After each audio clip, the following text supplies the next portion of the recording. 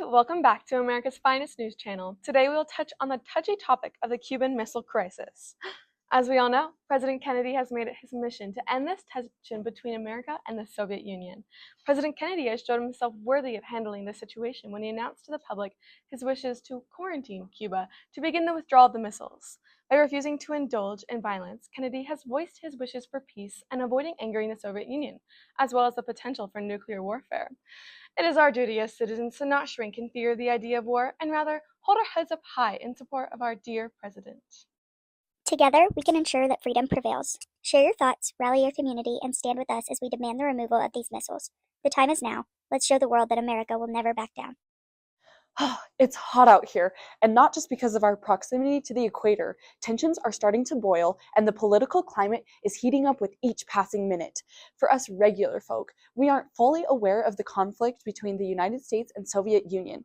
We're just the playground for those two rascals to run around and mutually ensure our destruction.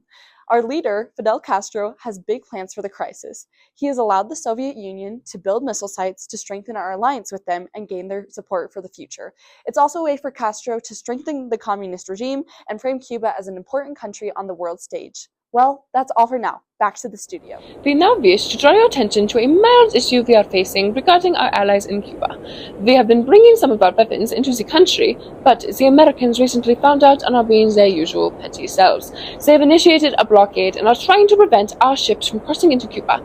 As to why they are being so overdramatic regarding these affairs, we do not know, especially considering they have had similar weapons in Turkey since 1959. But I digress. Rest assured, this situation is under control and the government assures us that citizens have nothing to worry about. So, anyway, on to more important matters regarding the latest Soviet fashion. Join us in supporting President Kennedy's decisive leadership. Our nation has imposed a naval quarantine to prevent further Soviet aggression and ensure the safety of our homeland. This is not just a political maneuver. It is a commitment to protect our values and our way of life. Breaking news. This just in. After 13 days of tension, the Cuban Missile Crisis is officially over. The U.S. and the Soviet Union have reached an agreement to avoid nuclear war. Headlines are rolling across the world. Look at this. U.S. and Soviet reach accord on Cuba. Kennedy accepts Khrushchev pledge to remove missiles under UN watch. This is huge. The missiles are coming out of Cuba, but trust remains fragile. Will Khrushchev stick to the deal? The world is watching.